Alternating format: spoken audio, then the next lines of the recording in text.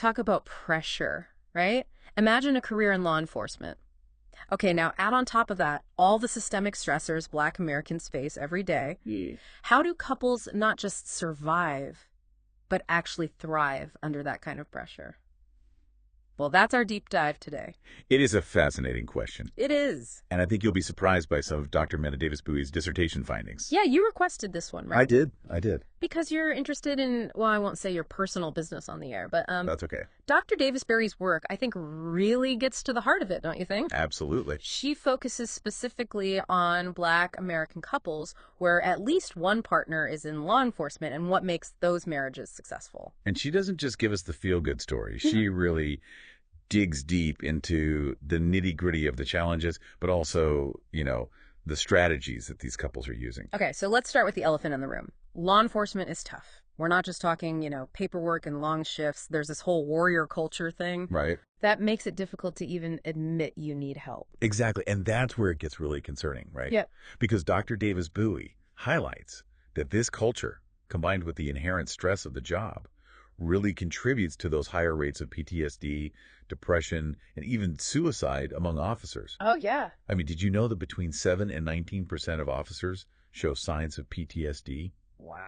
Compared to just 3.5% of the general population. I knew it was higher, but It's a huge difference. yeah. And then it gets even more interesting because for Black officers, you have to add on to that the impact of racism, both historically and within the force itself. Right, and we're talking, legacy of segregation in police departments, which wasn't really that long ago when you think about it. Yeah, absolutely. It wasn't until the 1960s that departments were finally integrated.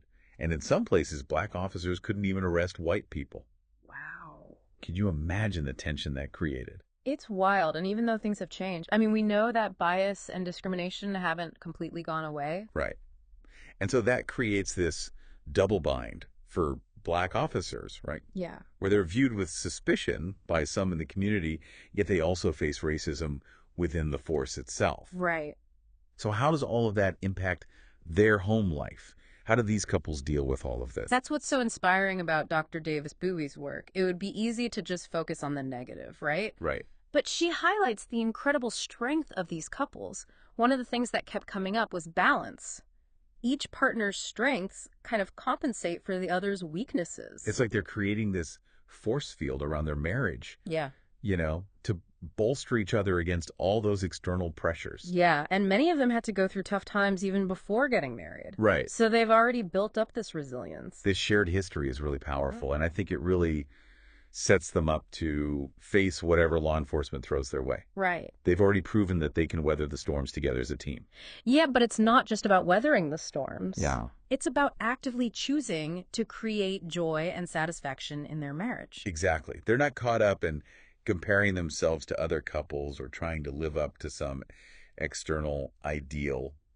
They're defining success on their own terms. And a lot of times, it's the little things that are making the biggest difference. That's right. Like there's this one couple in the study that credit their happiness to the husband making big breakfast every weekend. Oh, that's so sweet. I mean, imagine waking up every Saturday morning Right. to the smell of pancakes or bacon. Yes. Your partner put in all that effort for you. Yeah, That's got to make a difference. it really does. Yeah. These couples are intentional about creating those moments of connection. Right. That just strengthens their bond. Okay, so we've talked about strength, resilience, but I think we both know even the strongest couples need to communicate, Yes. especially when one partner is dealing with the kind of trauma that comes with law enforcement. You're absolutely right. Open communication is crucial, especially about the stresses of the job. So it's about creating that safe space where officers can process their experiences without judgment. Yeah, and sometimes it's less about talking and more about just giving space. Oh, yes. To decompress. Space for decompression, yeah. Uh-huh. One wife in the study learned to recognize when her husband needed that time, Yeah. after his shift, just to decompress. For him, it was TV, just zoning out for a little bit, Oh, yeah? to process everything that he's seen and experienced. I love that. It's about respecting each other's needs, No. understanding that sometimes silence is golden, Yes. or at least, the sound of the TV is. Exactly. And it's interesting because this particular wife had to learn this because she had seen her own mother burn out in a marriage Oh, wow. to a police officer. Yeah. So she was determined to break that cycle. That's such a powerful example of learning from the past Yeah, and consciously choosing to do things differently. it is. And it speaks to the agency these couples have. They're not just letting things happen, they're shaping their lives, Right. and their relationships. And you know what else struck me about these couples? The role of faith. It wasn't the same for everyone, but Mm. for some, it was a really powerful source of strength and connection. Right. And it wasn't always what you would expect. Right. One husband admitted he was more of a pray when things hit the fan kind of guy. Yeah, whereas his wife, a reverend's daughter, Right. prays for their marriage every night. It just shows how faith can be both this personal anchor, Yes. but also this shared practice that binds them together. I love that. Hmm. Speaking of binding them together, Dr. Davis-Buie actually asked these couples for their advice on building a strong marriage. I think their insights are really valuable. Oh, for sure.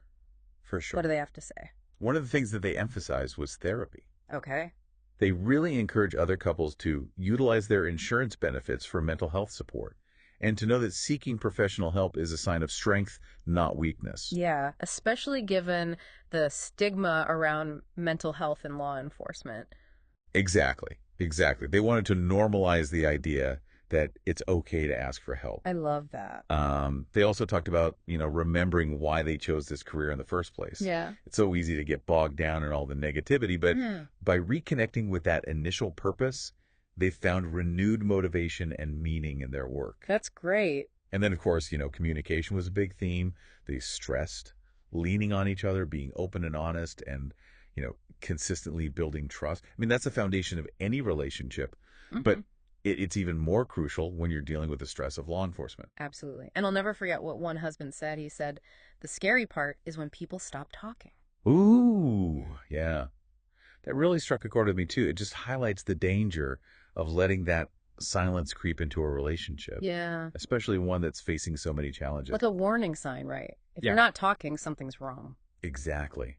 And that's why these couples really emphasize the importance of staying connected, even when it's hard. Absolutely. And the other thing they talked about, shutting out the outside noise. Yeah. Like societal expectations, Right. pressures Right. that can weigh down a relationship. Yeah. They really emphasize defining success on their own terms. They weren't trying to keep up with the Joneses, Right. live up to some external ideal. They focused on what truly mattered to them as a couple and as a family. And speaking of family, one story that really stuck with me. Oh, you mean the one where the wife talked about her fear for her children, Yes, even though her husband is an officer? that got to me. How can a badge, a symbol of protection, also be a source of fear Yeah. at the same time? It goes back to that double bind that we were talking about earlier. Right. This wife has seen how black men are perceived Yeah. as threats, regardless of their profession. And she worries that her children, and especially her sons, will inherit that same burden of suspicion. Breaks your heart. It does. I mean, this woman's married to a law enforcement officer, yet she still fears for her children's safety. Because of the color of their skin. Because of the color of their skin. Yeah. Yeah. Yeah. It's just this stark reminder of how deeply embedded racism is in our society. Right. And how even families who are dedicated to protecting and serving are impacted by it. It's a lot to unpack. I think we need to take a moment to let that sink in. Agreed. This deep dive's full of insights, and I think we've only just scratched the surface. Definitely. We'll continue this conversation after a short break. Yeah, it really makes you think about the weight these couples carry. Absolutely. Not just in their own lives, Right. but in the lives of their children. And speaking of weight, Dr. Davis-Buie also touches on finances in this, Oh, yeah. which is another potential stressor for any couple, right? So for sure. Especially because, law enforcement isn't always the highest paying job, Right. particularly early on in your career. Especially early on. So how do they make it work when both partners are likely, juggling these demanding jobs and all the societal pressures too? Well, a lot of couples talked about the importance of teamwork Okay. when it came to money. Open communication, Okay. shared goals, Yeah. and a good dose of financial transparency. So it's less about like the actual dollar amount and more about how they approach their finances as a team. Exactly. Yeah. One wife actually described their approach to budgeting like tackling a tough case. I love that. They're working together, Yeah. supporting each other, Uh-huh. making sure they're on the same page. That's a great analogy. And it sounds like they prioritize flexibility too. Oh, definitely. Yeah. One couple decided the wife would work part-time Oh, wow. so that she could be at home with her son. Okay. So they knew this meant some financial sacrifices. Right. But for them, family time and her well-being were more important. That's so inspiring. It's about making choices, right? Yeah. That align with your values, not just what's happening around you. Right, exactly. They're actively creating a life that reflects their priorities. And in a lot of cases, those priorities are putting their relationship and their family first. You know, it strikes me that Dr. Davis-Buie's research is really challenging. You know, a lot of the stereotypes about Black families in America. Oh, I see what you mean. You know, we so often hear these narratives focused on problems and deficits. Right. But her work really shines a light on something different, the strengths, you know, the resilience, the love that exists within these couples. It's such a powerful counter-narrative, really celebrating the beauty and complexity of Black love and family life. And it's not just about romantic love either, right? Yeah. They also talk about the importance of deep friendship within their marriage. Yes. Having that person who really knows you, Right. supports you, celebrates you. And someone you can just laugh with when life throws you a curveball too. I love that. And one husband talked about how much he loves seeing his wife dressed up for a night out. It just reminded him of how beautiful she is and how lucky he is to have her. It's those little moments of appreciation, right? Yes. Little sparks of joy that just keep the fire going. Absolutely. Yeah. So we've talked about challenges, strengths, and strategies. But what about the bigger picture? What do you think the broader implications of all this research are? I think for me, one of the biggest takeaways is the need for more research like this. Yes. Focused on Black American marital success. I agree. Right. We need to shift the narrative away from just problems and toward this resilience. I couldn't agree more.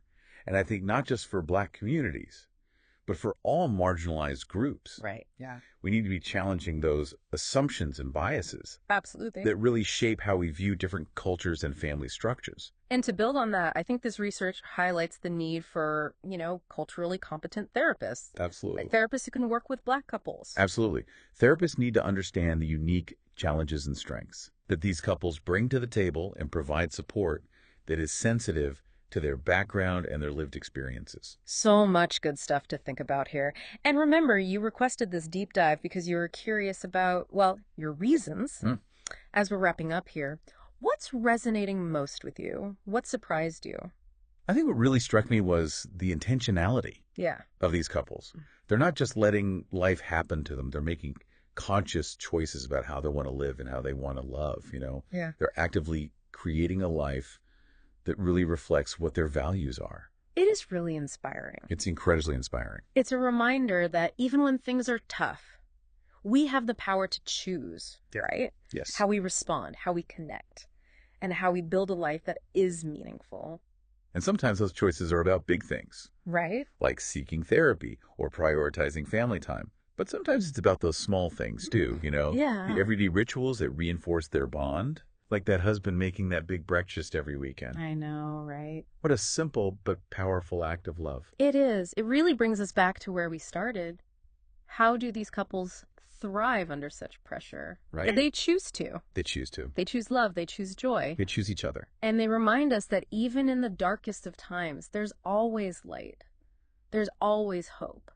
Always that possibility of creating something beautiful. That lasts. Powerful message. I think we can all take that to heart. Absolutely. Makes you wonder what other strengths we're overlooking. In communities that are so often, you know, defined by their struggles. Yeah. What stories of resilience and joy are out there waiting to be told?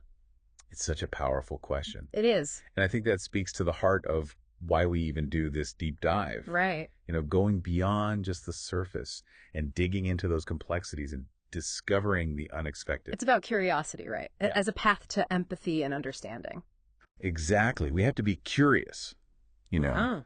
seek out those diverse perspectives and challenge those narratives that limit our understanding of each other. And I think Dr. Davis-Buie's research is such a great example of that. Right. I mean, she could have just focused on the problems, right? Right. Stats, the negativity of law enforcement and how it impacts families. Uh-huh.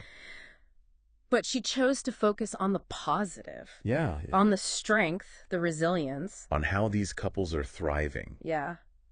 in the face of adversity. It's a reminder that there's always more to the story. Absolutely. And I think that's a great takeaway for our listeners, too. Yeah. What stories of strength and resilience exist in your community, Yeah. your family, Yeah. your life?